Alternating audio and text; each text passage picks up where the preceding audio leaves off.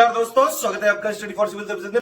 यदि study for civil services के छात्र हैं तो ये वाला टेलीग्राम जरूर ज्वाइन करके रखिए। यूट्यूब चैनल में हमारे साथ है तो भी ये वाला टेलीग्राम ज्वाइन करना बहुत ज्यादा जरूरी है। सारे नोटिफिकेशन, सारे अपडेट, सारे मोस्ट इंपोर्टेंट पिक्स, सारा रिवीजन सब कुछ यहाँ पे बताया जाता है। टेस्ट को ध्यान से अटेम्प्ट करिए और बताइए कितना स्कोर आपने किया है, कितने सही किए हैं टोटल क्वेश्चन में से। सभी लोग अपना अपना स्कोर जरूर कमेंट करिए। नमस्कार, मैं ओम द्विवेदी और स्वागत है आपका स्टडी फॉर सिविल सर्विसेज में, जिसमें आज हम यूपीपीसीएस आरओ के कुछ क्वेश्चंस डिस्कस करेंगे और ये क्वेश्चंस आपके लिए सभी प्री एग्जाम्स के लिए इंपॉर्टेंट है। आगे बढ़ने से पहले मैं आपको बता दूं कि स्टडी फॉर सिविल सर्विसेज के कई फ्री और पेड कोर्सेज यूट्यूब और टेलीग्राम पर मौजूद हैं, जिन्हें आप इस लिंक के थ्रू और इन दो नंबर्स पर कॉल करके ज्वाइन कर सकते हैं। और हमारा पहला क्वेश्चन है, निम्नलिखित कथनों पर विचार करें। देखिए, सम्राट अशोक के शिलालेख प्राकृत, ब्राह्मी, खरोष्ठी और आरमाइक लिपियों में प्राप्त हुए। दूसरा देखिए, हमारे देश का नाम जो इंडिया है वो अरबी और फारसी भाषाओं में जो हिंद नाम से विदित हुआ है। ठीक है, तो सत्य वाला आपको इसमें बताना। देखिए, दोनों ही स्टेटमेंट सही हैं, आंसर इसका सी हो जाएगा। अगला देखते हैं, आरंभिक पुरापाषाण युग मतलब प्री पेलियोलिथिक एरा के बारे में बात हो रही है।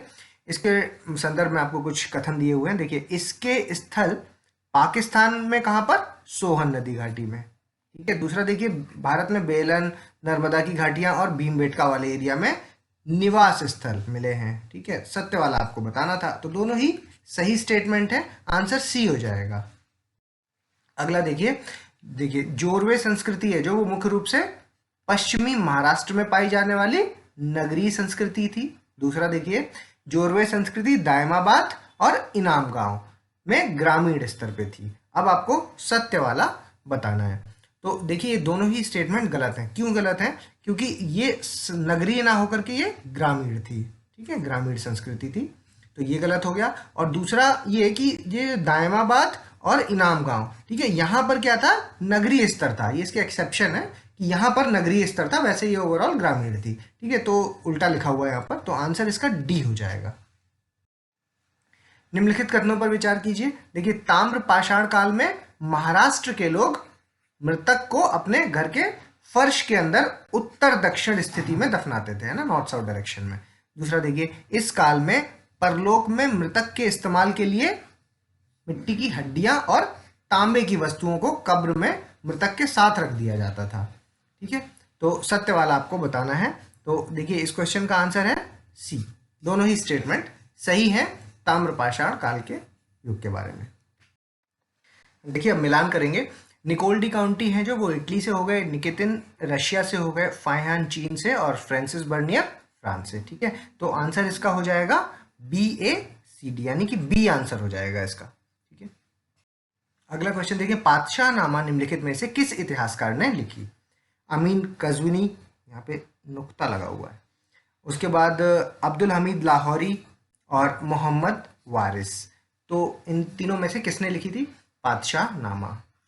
तो देखिए, ये इसका आंसर हो जाएगा डी, क्योंकि ये तीनों नहीं लिखी थी और ये शाहजहां के टाइम में जो शुरू के 10 साल थे उनका वर्णन है जो वो अमीर कज़विनी ने किया था, अमीन कज़विनी ने। और उसके बाद अगले 20 साल जो थे वो अब्दुल हमीद लाहौरी ने किया और मोहम्मद वारिस ने शाहजहां के 21 से 30 वर्ष वाला वर्णन जो था वो इन्होंने किया था, मोहम्मद वारिस ने। ठीक है, तो एक तरह से ये पातशाहनामा 3 लोगों ने लिखी है। Answer is D. निम्नलिखित में से कौन सी जोड़ी है जो सही ढंग से मेल खाती है? आपको सही वाला बताना है ना। देखिए, किताबुल हिंद अलबरूनी, रेहला इब्न बतूता और राग दर्पण फकीरुल्लाह खान। तो ये तीनों ही सही हैं। और ये अलबरूनी है, ये कहाँ से थे? अलबरूनी है जो ख्वारिज्म से आए थे और ये मोरक्को के हैं। ठीक है, ये भी पूछ लेते हैं कभी कभी। तो आंसर इसका हो जाएगा डी। अगला क्वेश्चन देखिए, निम्नलिखित कथनों पर विचार करें। बहराम जी मालाबारी के प्रयत्नों से 1891 में सम्मति आयु अधिनियम यानी कि एज ऑफ कंसेंट एक्ट जो है वो पारित हुआ। दूसरा, इस अधिनियम द्वारा लड़कियों के विवाह की न्यूनतम आयु कितनी कर दी? 12 वर्ष कर दी गई थी और बाल गंगाधर तिलक ने इस अधिनियम में उनका साथ दिया था इसको लाने में। तो सत्य वाला इसमें आपको बताना है। देखिए, ये दोनों ही स्टेटमेंट बिल्कुल सही है, लेकिन ये तीसरा गलत है क्योंकि बाल गंगाधर तिलक इसके अपोज में थे। ठीक है, तो ये तीसरा गलत हो जाएगा, पहला और दूसरा सही, आंसर ए। निम्नलिखित कथनों पर विचार कीजिए। देखिए, इंडियन एसोसिएशन ने दिसंबर 1883 में मद्रास में आनंद मोहन बोस की अध्यक्षता में पहली बार इंडियन नेशनल कॉन्फ्रेंस का आयोजन किया। ठीक है, तो दूसरा देखिए, दूसरी इंडियन नेशनल कॉन्फ्रेंस की अध्यक्षता किसने की थी? सुरेंद्र नाथ बनर्जी ने। ठीक है, तो ये इसी की वजह से आईएनसी में पार्ट भी नहीं ले पाए थे, है ना, पहली वाली जब हुई थी, क्योंकि टाइम पीरियड इनका सेम पड़ गया था और उस वक्त ये काफ़ी बड़े नेता हुआ करते थे, तो इंडियन नेशनल कॉन्फ्रेंस में इनका अध्यक्षता थी, तो यहाँ नहीं आए थे। खैर, ये स्टेटमेंट बिल्कुल सही है। दूसरा ये वाला गलत है, क्योंकि ये जो हुआ था आनंद मोहन बोस वाला पार्ट तो सही है, लेकिन ये मद्रास में नहीं, कलकत्ता में था। ठीक, कलकत्ता। तो आंसर इसका हो जाएगा ओनली बी पार्ट। अगला क्वेश्चन देखते हैं। निम्नलिखित कथनों पर विचार करिए। देखिए, वर्नाकुलर प्रेस एक्ट जो 1878 में लॉर्ड लिट्टन के वाइसरॉय काल में पारित हुआ, बिल्कुल सही स्टेटमेंट है। दूसरा, अमृत बाजार पत्रिका एकमात्र समाचार पत्र था जिसके विरुद्ध लिट्टन का वर्नाकुलर प्रेस एक्ट लागू हुआ था। ठीक है, तो सत्य वाला इसमें आपको बताना है। देखिए, पहला तो सही है, दूसरा स्टेटमेंट गलत है, क्योंकि वो अमृत बाजार पत्रिका नहीं था, वो था सोम प्रकाश। ठीक है, अमृत बाजार पत्रिका है जो, ये किसका था? ये मोतीलाल घोष वाला है, मोतीलाल घोष। ठीक है, तो और सोम प्रकाश ये ईश्वर चंद्र विद्यासागर वाला, ईश्वर चंद्र विद्यासागर। ठीक है, तो इस क्वेश्चन का आंसर क्या हो गया? ए आंसर हो जाएगा। अगला देखिए, निम्नलिखित कथनों पर विचार करें। भूगोल के जनक की उपमा किसको दी गई है? हिकेटियस को। और सबसे पहले जो मापक के आधार, मतलब मेजरमेंट के आधार पर जो वर्ल्ड मैप है वो किसने बनाया था? अलेक्जेंडर ने। ठीक है, सत्य वाला आपको बताना है। दोनों ही बिल्कुल सही स्टेटमेंट है, आंसर सी हो जाएगा इसका। अगला देखिए, इसको मैच करेंगे। भारत, वास्को डिगामा, चाइना की खोज मार्को पोलो, दक्षिण चाइना में निकोल्डी काउंटी, और जापान फ्रांसिस जेवियर्स। ठीक है, तो आंसर इसका ए बी सी डी सभी सही मैच्ड है। निम्नलिखित में से कौन सी जोड़ी सही है? मतलब सही वाली इसमें बतानी है। देखिए, 17th पैरेलल, 24th पैरेलल और 30th पैरेलल। तो 17th पैरेलल कच्छ के पास पाकिस्तान जिसको अपनी सीमा रेखा बताता है और भारत उसे अस्वीकार करता है। 24th वाली कौन सी है? नॉर्थ और साउथ वियतनाम के बीच वाली। और 38th पैरेलल नॉर्थ और साउथ कोरिया के बीच वाली। तो इसमें सही वाला आपको बताना। देखिए, 3 वाला तो सही है, ये दोनों आपस में इंटरचेंज है। ठीक है, तो ये दोनों ही गलत हो जाएंगे। Answer only 3, C answer. निम्नलिखित कथनों पर विचार कीजिए। डिटर्मिनिज्म है ना, निश्चयवाद, ये प्रकृति का मनुष्य पर पूर्ण नियंत्रण के बजाय प्रभाव बढ़ाने वाला दर्शन है। और दूसरा, नव निश्चयवाद यानी नियो डिटर्मिनिज्म, ये क्या है? मानव शक्तियों की अपेक्षा प्राकृतिक शक्तियों की प्रधानता स्वीकार करने वाला दर्शन है। ठीक है, सत्य वाला आपको इसमें बताना था। तो देखिए, इसका आंसर होगा डी, क्योंकि ये दोनों ही इंटरचेंज्ड हैं। ठीक है, आपस में, तो दोनों ही गलत हो जाएंगे। Answer D. निम्नलिखित में से कौन सा सही नहीं है? गलत वाला इसमें आपको बताना है। देखिए, डेटम रेखा हो गया, आइसोस्टेड हो गया, आइसो राइम हो गया और आइसोसीस्मल हो गया ना। ये कभी ना कभी आयोग में पूछे जा चुके हैं सारे। तो देखिए, डेटम रेखा है जो, वो क्या है? समुद्र तल की क्षितिज रेखा जिससे ऊंचाई तथा गहराई का माप होती है। दूसरा, आइसोस्टेड क्या है? समान अधिवासीय संख्या को मिलाने वाली रेखा। और आइसो राइम क्या है? जब पाला गिरने की समान मात्रा वाले स्थानों की मिलाने वाली रेखा। और आइसोसीस्मल क्या है? भूकंप के एक ही समय आने वाले स्थानों को मिलाने वाली रेखा। तो इसमें गलत वाला कौन सा है? देखिए, डी गलत है इसमें, क्योंकि आइसोसीस्मल है जो, वो क्या होता है? आइसोसीस्मल का मतलब होता है कि भूकंपीय तीव्रता की समानता वाले स्थानों को मिलाने वाली रेखा। ठीक है, तीव्रता। और ये जो है भूकंप के एक ही समय आने वाले स्थानों को मिलाने वाला जो होता है, इसको क्या कहते हैं? इसको कहते हैं होमोसीस्मल।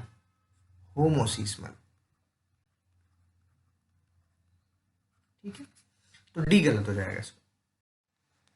निम्नलिखित में से कौन ब्रह्मपुत्र की सहायक नदी नहीं है? गलत वाला पूछ रहा है। देखिए, जिया बरेली है, तीस्ता भी है, लोहित भी है और धनसिरी भी है। ठीक है, एक बार इनको लोकेट करके देख लीजिएगा। ठीक है, और आंसर इसका हो जाएगा डी, इनमें से कोई भी नहीं है ना, क्योंकि सारी हैं। नहीं वाला पूछा था। निम्नलिखित में से कौन सी जोड़ी सही है ना? सही वाला इसमें बताना है। शैंगपो मतलब ये ब्रह्मपुत्र है, देखिए चाइना में इसको शंको कहते हैं, अरुणाचल में इसको दिहांग कहते हैं, और असम में आने पर इसको ब्रह्मपुत्र कहा जाता है, और जब बांग्लादेश में एंटर मारती है तो इसे जमुना बोलते हैं। ठीक है, तो ये सभी एक तरह से सही है, तो आंसर डी। निम्नलिखित में से कौन सी जोड़ी सही है? देखिए ये कैटेगरीज हैं रिवर्स की, और ये हैं उनके एग्जाम्पल्स। ठीक है, पूर्ववर्ती मतलब एंटीसीडेंट रिवर्स कौन सी का एग्जाम्पल है? ब्रह्मपुत्र, बिल्कुल सही है। ठीक है, अध्यारोपित यानी सुपर इम्पोज्ड गोदावरी, वृक्षाकार चंबल। ठीक है, देखिए ये दोनों ही गलत है, ये इंटरचेंज्ड है आपस में, तो ओनली वन इसका आंसर सी हो जाएगा। निम्नलिखित में से कौन सी जोड़ी सही है? सही वाला बताइए। देखिए हुसैन सागर है जो तेलंगाना में है, कुणाईकोलल केरल में है, लोनार महाराष्ट्र में है। ठीक है, तो आपको सही वाला इसमें बताना था, तो दूसरा गलत है क्योंकि कुणाईकोलल है जो वो केरला में ना होकर के तमिलनाडु में है। ठीक है, तो आंसर इसका 1 और 3 यानी बी आंसर है। निम्नलिखित में से कौन सी जोड़ी सही है? देखिए वॉसेजेस कहाँ पर है? फ्रांस में, ब्लैक फॉरेस्ट जर्मनी में, सॉल्ट रेंज पाकिस्तान में, है ना, तो इसमें आपको सही वाला बताना है। देखिए ये तीनों ही सही हैं, तो आंसर इसका डी हो जाएगा। अगला देखते हैं, निम्नलिखित कथनों पर विचार कीजिए। आर्टिकल 343 संघ की राजभाषा, आर्टिकल 345 राज्य की राजभाषा, आर्टिकल 348 भाषा से संबंधित कुछ विधियां अधिनियमित करने के लिए विशेष प्रक्रिया से संबंधित है, और 349 क्या है? उच्चतम न्यायालय और हाईकोर्ट में अधिनियम, विधेयकों आदि के लिए प्रयोग की जाने वाली भाषा से संबंधित है। इसमें आपको सही वाला बताना है, ये देखिए, है ना। तो देखिए पहला सही है, दूसरा सही है, ठीक है, तीसरा और चौथा आपस में इंटरचेंज्ड है। ठीक है, ये होगा 349 और ये होगा 348। ठीक है, तो आंसर इसका हो जाएगा ओनली 1 और 2। निम्नलिखित में से कौन सा गैर संवैधानिक निकाय, नॉन कॉन्स्टिट्यूशनल बॉडी बतानी है? देखिए सेंट्रल विजिलेंस कमीशन, सेंट्रल सूचना आयोग, सेंट्रल महिला आयोग और राष्ट्रीय अनुसूचित जनजाति आयोग। ठीक है, तो सत्य वाला इसमें आपको बताना है। तो देखिए इस क्वेश्चन का आंसर हो जाएगा 1, 2 और 3।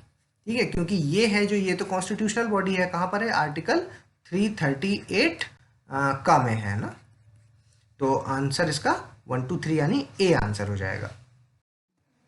निम्नलिखित कथनों पर विचार कीजिए। देखिए नियंत्रक और महालेखा परीक्षक यानी कि कैग के बारे में होती है, controller and auditor general of India, इनको हटाने के 2 तरीके हैं। एक सिद्ध कदाचार यानी कि प्रूवन मिसकंडक्ट, और दूसरा असमर्थता यानी इनकेपेसिटी। ठीक है, दूसरा देखिए, वह अपना पद धारण करने के पूर्व राष्ट्रपति के समक्ष अनुसूचित 3 के तहत शपथ लेता है। ठीक है, तो आपको इसमें सत्य वाला बताना था। देखिए ये है आपका आर्टिकल 148 का 1, ये है क्या है? हटाने से संबंधित है। ठीक है, और जो ये है आर्टिकल 148(2), ठीक है, ये शपथ से संबंधित है। दोनों ये स्टेटमेंट सही है, आंसर सी है इसका। निम्नलिखित कथनों पर विचार कीजिए। देखिए भारतीय संविधान में संसदीय संप्रभुता एवं न्यायिक सर्वोच्चता के बीच मध्यम मार्ग का अनुसरण किया गया है।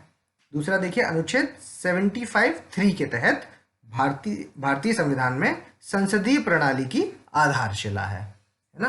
तो देखिए दोनों ही स्टेटमेंट बिल्कुल सही है ना। आर्टिकल 75 का 3 है ना, वो मंत्रिपरिषद सामूहिक रूप से लोकसभा के लिए उत्तरदायी होते हैं। ठीक है, तो ये इसी की आधारशिला है। आंसर इसका सत्य वाला पूछा है, आंसर इसका हो जाएगा सी।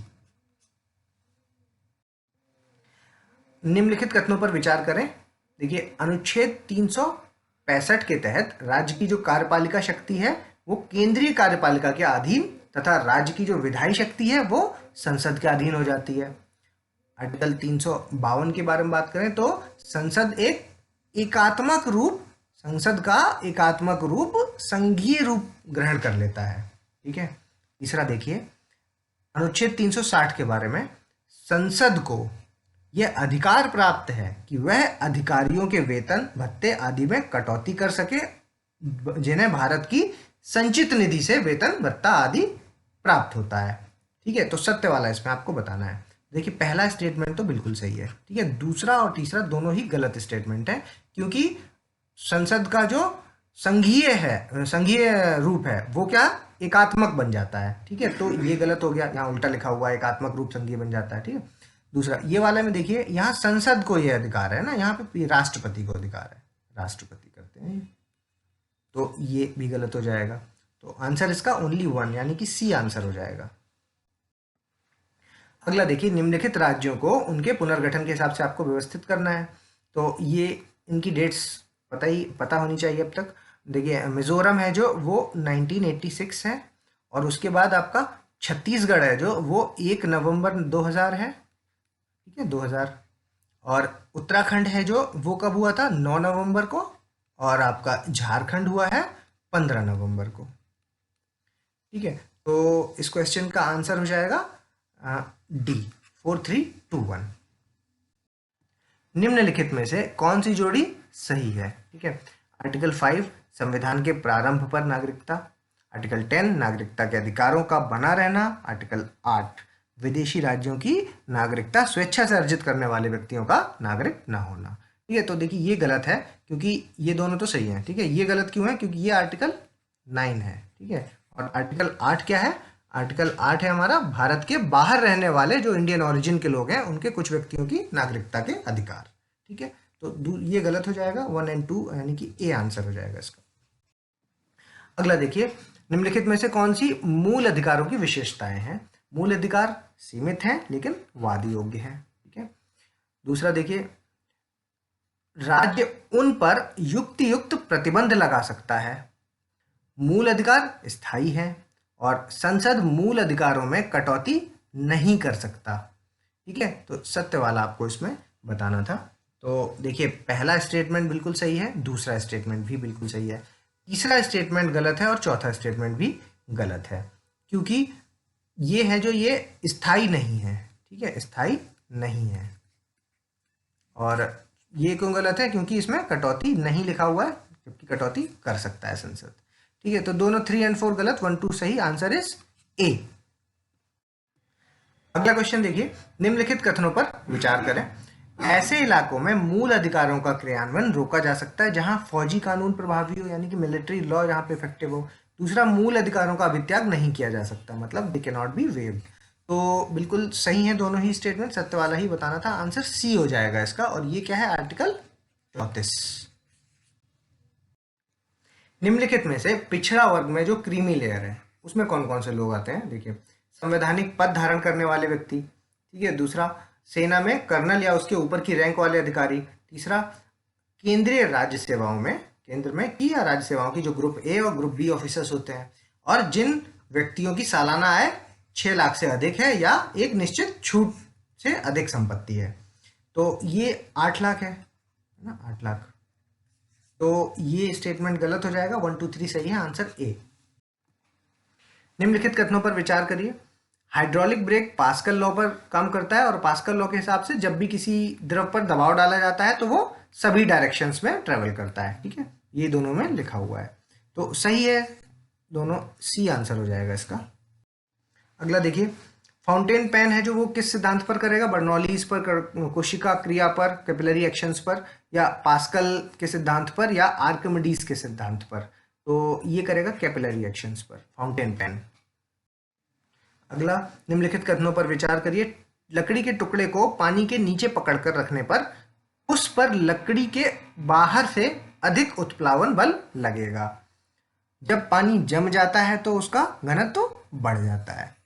तो सत्य वाला इसमें आपको बताना। देखिए, पहला वाला तो बिल्कुल सही है। ठीक है, दूसरा स्टेटमेंट यहाँ पर गलत है, क्योंकि जब पानी जम जाता है तो जो इसका घनत्व है वो घट जाता है।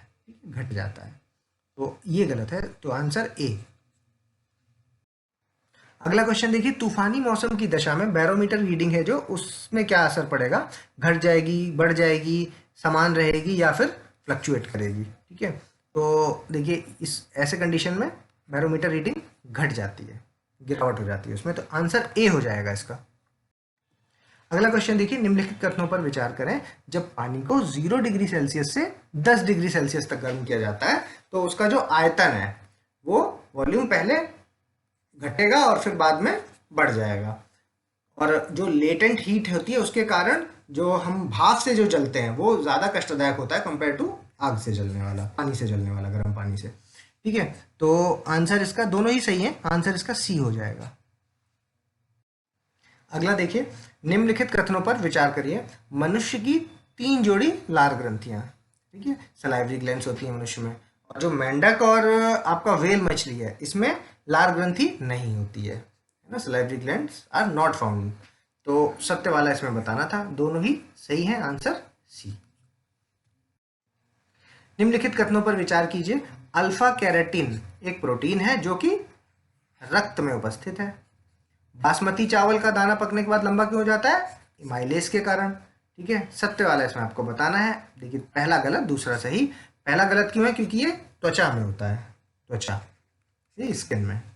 तो आंसर इसका ओनली 2, बी आंसर। अगला देखिए, निम्नलिखित कौन सी जोड़ी सही है? फलोत्पादन मतलब फ्रूट प्रोडक्शन है जो, उसे पोमोलॉजी कहते हैं। सब्जियों के उत्पादन को ओलेरिकल्चर कहते हैं और पुष्प के उत्पादन को फ्लोरिकल्चर कहते हैं। तो सही वाला आपको बताना था, तीनों ही सही है, आंसर डी। अगला क्वेश्चन देखिए, निम्नलिखित में से कौन सी जोड़ी सही है? केंद्रीय कृषि विश्वविद्यालय कहां पर है? मणिपुर में। ठीक है, केंद्रीय उपोष्ण बागवानी संस्थान कहां है? लखनऊ में। भारतीय मसाला अनुसंधान संस्थान कहां है? कलिकट में। तो तीनों ही बिल्कुल सही है, आंसर डी। अगला देखिए, निम्नलिखित में से कौन सी जोड़ी अपने मूल स्थान के साथ सही, मतलब ओरिजिनेशन कहाँ है? चाय का ओरिजिन कहाँ पर है? चाइना में। ठीक है, कहवा का कहाँ पर है? दक्षिण अमेरिका, और रबड़ का इथोपिया। तो देखिए, ये और ये दोनों गलत लिखे हुए हैं, ये सही है। ठीक है, क्योंकि कहवा का है इथोपिया और रबड़ का है साउथ अमेरिका। हाँ, तो आंसर इसका ओनली 1 यानी सी आंसर हो जाएगा इसका। आप कुछ करंट अफेयर के क्वेश्चंस देख लेते हैं। हाल ही में भारत ने नवीनीकरण ऊर्जा के लिए निम्नलिखित में से किस देश से हाथ मिलाया है? फैब की न्यूज है। ठीक है, देखिए, बहरीन से, कुवैत से, ईरान से या इराक से? तो इसका आंसर है ए, बहरीन से। रिसेंटली रिजर्व बैंक ने अनुमान लगाया है कि वित्त वर्ष 2021-22 के लिए भारत का जीडीपी कितना वृद्धि कितनी होगी? 10.5%, 12.5%, 8.5% या फिर 11.5%। तो जो आरबीआई के हिसाब से जो जीडीपी का अनुमान आया है वो है 10.5%। अगला क्वेश्चन देखिए, निम्नलिखित कथनों पर विचार करें। डेनमार्क सरकार ने उत्तरी सागर में दुनिया के पहले ऊर्जा द्वीप के निर्माण के लिए एक परियोजना को मंजूरी दे दी है। ठीक है, गवर्नमेंट ऑफ डेनमार्क ने, कहां पर? नॉर्थ सी में। दूसरा, यह यूरोपीय देशों में 3 मिलियन घरों की बिजली की जरूरतों को पूरा करके पर्याप्त हरित ऊर्जा का उत्पादन और भंडारण करेगा। ठीक है, तो दोनों ही स्टेटमेंट बिल्कुल सही है। सत्य वाला पूछा था, आंसर सी। अगला क्वेश्चन देखिए, एक सूडो सैटेलाइट बना रहा है HAL। ठीक है, सैन्य क्षमताओं को बढ़ाने के लिए। ठीक है, दूसरा देखिए स्टेटमेंट क्या है? यह दुनिया में अपनी तरह का पहली परियोजना है जहां एक मानव युक्त विमान सीमा के भीतर काम करेगा और मानव रहित है जो वो दुश्मन के क्षेत्र में प्रवेश करेगा और दुश्मन के इलाके में गहरे हमले भी कर सकता है। ठीक है, तो दोनों ही स्टेटमेंट बिल्कुल सही है, आंसर सी हो जाएगा इसका। अगला क्वेश्चन देखिए, एक ब्यूटीफुल थिंग्स नाम का एक मेमोयर लिख रहे हैं। कौन लिख रहे हैं? हंटर बिडेन, अरुंधति राय, नरेंद्र मोदी, या इनमें से कोई नहीं? तो देखिए, ये जो बिडेन के बेटे हैं, हंटर बिडेन। अगला क्वेश्चन देखिए, निम्नलिखित कथनों पर विचार करेंगे।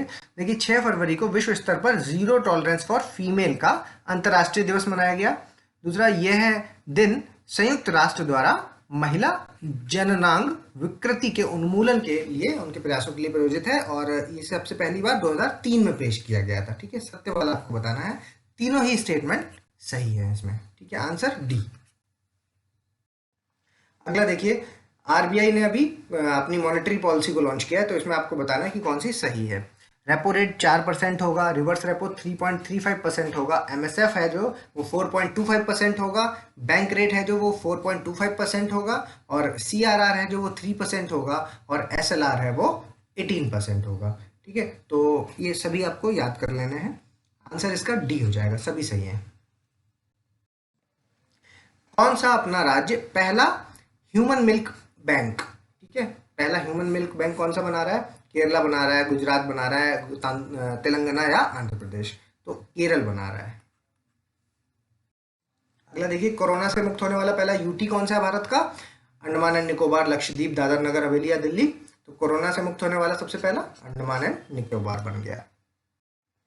अगला क्वेश्चन देखिए, इंडियन ओशन रीजन में रक्षा मंत्रियों कॉन्क्लेव 2021 की मेजबानी किसने की? भारत ने। ठीक है, दूसरा देखिए इसका काम क्या है? सम्मेलन में संस्थागत आर्थिक और सहकारी वातावरण को बढ़ावा देने के लिए एक पहल है जो कि इंडियन ओशन रीजन में शांति, स्थिरता और समृद्धि का विकास में बढ़ावा देगी। ठीक है, तो आंसर इसका सी हो जाएगा। दोनों ही स्टेटमेंट सही है। अब ये स्लाइड है जिसको आप पॉज करेंगे और जहां भी आपने अपनी मार्किंग की है उसको चेक करेंगे और अपना स्कोर हमें कमेंट्स के माध्यम से बताएंगे। अगर अभी तक आपने हमारे चैनल को सब्सक्राइब नहीं किया तो उसको सब्सक्राइब कीजिए और बेल आइकन की बटन दबाइए। जल्दी मिलेंगे अगले टॉप 50 क्वेश्चंस के साथ, तब तक के लिए धन्यवाद।